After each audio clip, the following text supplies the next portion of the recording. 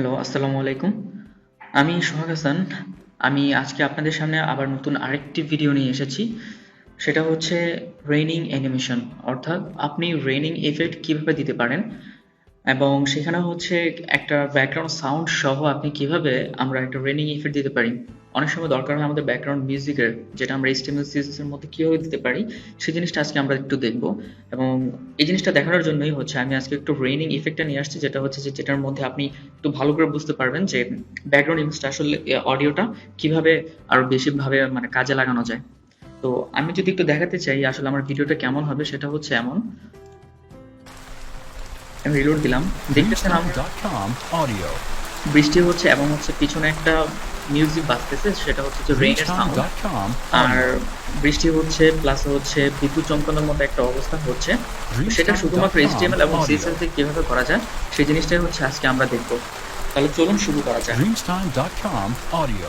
প্রথমে হচ্ছে আমি আমার একটা প্রজেক্ট ফোল্ডার আমি ওপেন করে নিই, যেখানে হচ্ছে আমি কাজগুলো করব।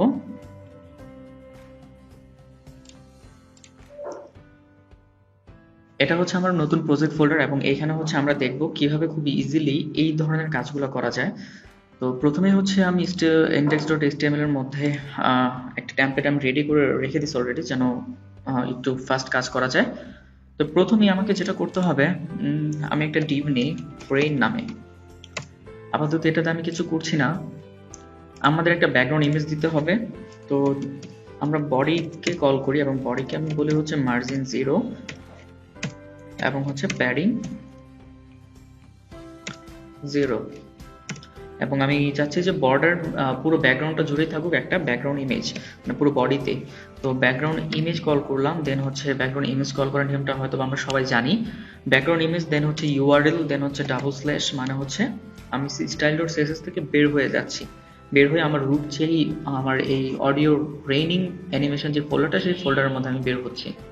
কারণ হচ্ছে এখানে style.css আমার একটা পাথ, তারপর আগের পাথ হচ্ছে CSS ফোল্ডার, দ্যাটস ওয়াই হচ্ছে এখানে আমার দুইটা ডট দিয়ে আমার ফোল্ডার থেকে বের হয়ে আমি ইমেজেস ফোল্ডারের ভিতর ঢুকলাম। এবং সেইখানে হচ্ছে আমার এই যে black and white bright dark long exposure, এটা হচ্ছে আমার ব্যাকগ্রাউন্ড ইমেজ। তো এটা দেওয়ার পর হচ্ছে আমি ব্যাকগ্রাউন্ড ইমেজ ইউজ করলে আমাকে সাধারণত কিছু কাজ আমাকে অবশ্যই করতে হয়, সেটা হচ্ছে ব্যাকগ্রাউন্ড পজিশন বলে দিতে হয় কোথায় থাকবে। আমি দিচ্ছি centre centre, background repeat, no repeat, মানে আমার ব্যাকগ্রাউন্ড সাইজটা যদি কম হয় সেটা রিপিট হবে না। আরেকটা হবে আমার হচ্ছে ব্যাকগ্রাউন্ড সাইজ, সেটা হচ্ছে আবার কভার। এবং আমাকে একটা হাইট দিতে হবে, আমি হাইট দিচ্ছি 100 VH। VH মানে হচ্ছে ভিউপোর্ট, অর্থাৎ আমার পুরো স্ক্রিনটাই হচ্ছে একটা 100 VH এর হাইট। তো এখান থেকে হচ্ছে আপনি পুরো স্ক্রিন যদি শো করাতে চান সেক্ষেত্রে অবশ্যই আপনাকে 100 VH দিতে হবে। এবং আপনি যদি স্ক্রিনের অর্ধেক শো করাতে চান সেক্ষেত্রে আপনাকে দিতে হবে 50 VH। তো এটাকে বলা হয় হচ্ছে ভিউপোর্ট হাইট, অর্থাৎ যতটুকু আপনি দেখতে পাচ্ছেন সেই হাইট। তো আমি পুরো চাচ্ছি, পুরো 100%টাই আমি দেখতে চাচ্ছি। তো এখন যদি আমি একটু দেখে আসি আমার কি অবস্থা এখানে, আমি একটু লাইভ প্রিভিউতে গেলাম এবং দেখতে পাচ্ছি আমার ব্যাকগ্রাউন্ড ইমেজটা চলে আসছে। এখন হচ্ছে আমাকে যেটা করতে হবে রেইনিং এর জন্য সেই কাজটা করতে হবে। তো এখানে দেখতে পাচ্ছেন আমি রেইনের জন্য একটা ডিভ নিয়েছি আলাদা। তো রেইনের জন্য আমি কি করি একটু দেখি। আমি রেইনের ক্লাসটাকে নিলাম এবং সেখানে হচ্ছে আমি একটা ব্যাকগ্রাউন্ড ইমেজ দিব, যেটা হচ্ছে আমার রেইন বা বৃষ্টি হবে। তো এখানে হচ্ছে আমি আরেকটা ব্যাকগ্রাউন্ড ইমেজ কল করব, ইউআরএল স্ল্যাশ ইমেজেস, দেন হচ্ছে আমার rain.png নামে একটা ইমেজ আছে, সেই ইমেজটাকে হচ্ছে আমি বৃষ্টি হিসেবে কাজ করাবো। তো এখানে আমি আরেকটা আমাকে হাইট দিতে হবে, হাইট দিব, ওর আমি হাইট চাচ্ছি হচ্ছে 100 VH, মানে বৃষ্টিটা পুরো স্ক্রিন জুড়ে হবে। তো এখন যদি আমি একটু দেখি, হ্যাঁ আমার পুরো স্ক্রিনের মধ্যে বৃষ্টিটা শো করতেছে। তো এটাকে এখন আমি কিভাবে মুভ করাবো বা বৃষ্টি হিসেবে পড়বে সেই জিনিসটা আমরা একটু দেখি। তো এর জন্য আমাকে যেটা করতে হবে, আমাকে CSS3 ফ্রি ফ্রেম ইউজ করতে হবে এবং সেখানে হচ্ছে আমাকে ফ্রি ফ্রেমের একটা নাম দিতে হবে, অ্যানিমেশনের নেম, সেটাকে আমি নাম দিচ্ছি হচ্ছে রেইন। এবং এইখানে যাওয়ার পর আমি বলতেছি হচ্ছে 0% এর জন্য আমার ব্যাকগ্রাউন্ড পজিশন কোথায় হবে। তো প্রথমে হচ্ছে আমি ভ্যালু দেব 0% আর হচ্ছে 0%, দুইটা ভ্যালু দিচ্ছি। আর প্রথমটা হচ্ছে টপ বটমের জন্য কাজ করবে এবং পরেরটা হচ্ছে লেফট রাইটের জন্য কাজ করবে। ব্যাকগ্রাউন্ড পজিশন 0 0, মানে যখন আমার অ্যানিমেশন শুরু হবে তখন সবকিছু 0-তে থাকবে। এবং আমি আরেকটা দিব, সেটা হচ্ছে যে আমার 100% যখন হবে, আমার অ্যানিমেশন যখন শেষ হবে তখন কি হবে। আমি চাচ্ছি 20% দিলাম, আর হচ্ছে এখানে দিলাম হচ্ছে 100%। এখন অ্যানিমেশন দেওয়ার পর অবশ্যই আমাকে অ্যানিমেশনটাকে, আমার যে ডিভের জন্য আমি অ্যানিমেশন চাচ্ছি সেই অ্যানিমেশন আমাকে কল করতে হবে। তো সেই কল করার সিস্টেমটা হচ্ছে আপনাকে লিখতে হবে অ্যানিমেশন প্রপার্টি, দেন হচ্ছে ভ্যালু দিতে হবে। তো ভ্যালুটা কি হবে? ভ্যালুটা হবে, আমি যে কিফ্রেম নিয়েছি, কিফ্রেমের মধ্যে আমি একটা অ্যানিমেশনের নাম দিয়েছি, যেটা নাম হচ্ছে রেন। এই নামগুলো ম্যান্ডেটরি, আপনাকে কি দিতে হবে, আপনি যা দিবেন সেটাকে ইউজ করতে পারবেন। তো আমি রেনটাকে নিলাম, এবং হচ্ছে আমাকে বলে দিতে হবে অ্যানিমেশনটা কতটুকু সময় ধরে হবে, মানে অ্যানিমেশন ডিউরেশন। আমি দিচ্ছি হচ্ছে এখানে আমার চলবে 3.3 সেকেন্ড পর্যন্ত অ্যানিমেশনটা কন্টিনিউয়াসলি চলতে থাকবে। তারপর আমাকে আরেকটা ভ্যালু দিতে হবে লিনিয়ার। লিনিয়ার মানে হচ্ছে আপনার কিভাবে অ্যানিমেশনটা হবে, লিনিয়ার মানে হচ্ছে রৈখিক ভাবে। আর হচ্ছে আরেকটা আমাকে দিতে হবে ইনফিনিট, অর্থাৎ আমার ইনফিনিট টাইম ধরে হচ্ছে অ্যানিমেশনটা চলতে থাকবে। এখন যদি আমার আউটপুট একটু দেখে আসি, দেখুন কিভাবে অনেক জোরে বৃষ্টি হচ্ছে। ঠিক আছে, তো সেই ক্ষেত্রে হচ্ছে আপনি যেটা করবেন, আপনি অ্যানিমেশন ডিউরেশনটা যদি একটু বাড়াই দেন, তাহলে হচ্ছে দেখবেন আপনার বৃষ্টিটা আরেকটু স্লো হয়ে যাবে।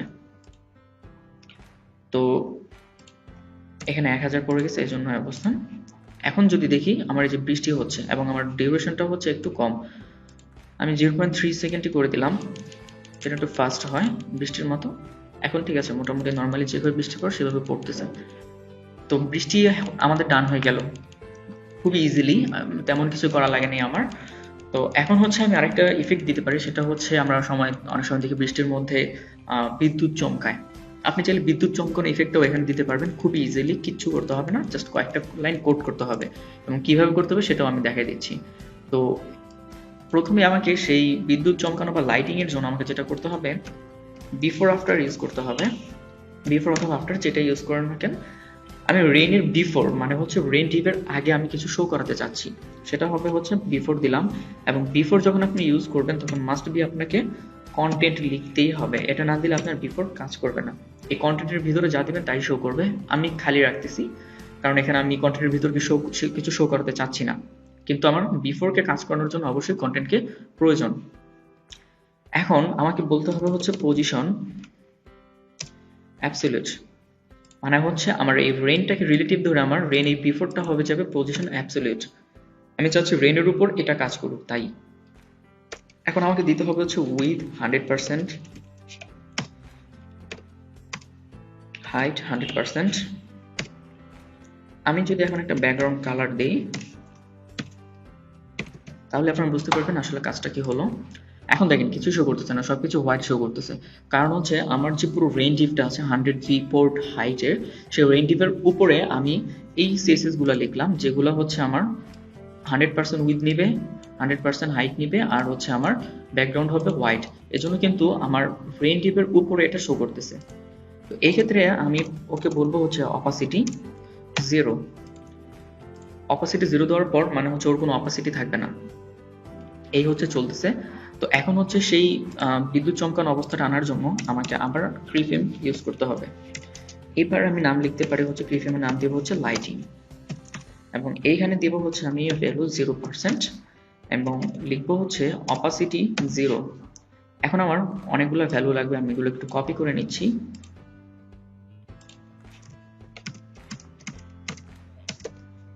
তো প্রথমে আমি চাচ্ছি 0%-এ ওর অপাসিটি 0 থাকুক, তারপর 10% ওর অপাসিটি 0 থাকুক, এবং আমি চাচ্ছি 11% হওয়ার সময় ওর অপাসিটি 1 হোক, মানে ও শো করবে।